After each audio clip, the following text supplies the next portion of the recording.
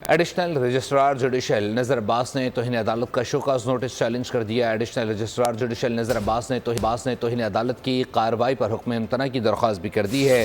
Supreme court نے intra court appeal پر 6 رکنی bench تشکیل دے دیا۔ جسٹس جمال بندوخیل کی سربراہی میں بینچ تشکیل، بینچ میں جسٹس محمد علی مظہر، جسٹس اطہر من اللہ شامل ہیں، جبکہ جسٹس حسن اظہر رضوی، جسٹس شاہد وحید بھی بینچ میں شامل۔ جسٹس مسرت ہلالی بھی تشکیل پانے والے بینچ کا حصہ۔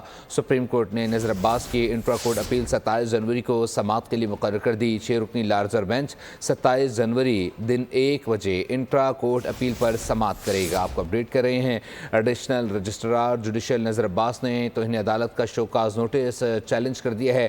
ایڈیشنل رجسٹرار جوڈیشل نذر عباس نے توہین عدالت کی کارروائی پر حکم امتناع کی درخواست بھی کر دی ہے۔ سپریم کورٹ نے انٹرا کورٹ اپیل پر 6 رکنی بینچ تشکیل دے دی ہے۔ جسٹس جمال بندوخیل کی سربراہی میں بینچ تشکیل، بینچ میں جسٹس محمد علی مظہر، جسٹس اطہر من اللہ شامل ہیں، جبکہ جسٹس حسن اظہر رضوی، جسٹس شاہد وحید بھی بینچ میں شامل ہیں۔ سبسکرائب کریں اور بیل دبائیں تاکہ کوئی خبر رہ نہ جائے۔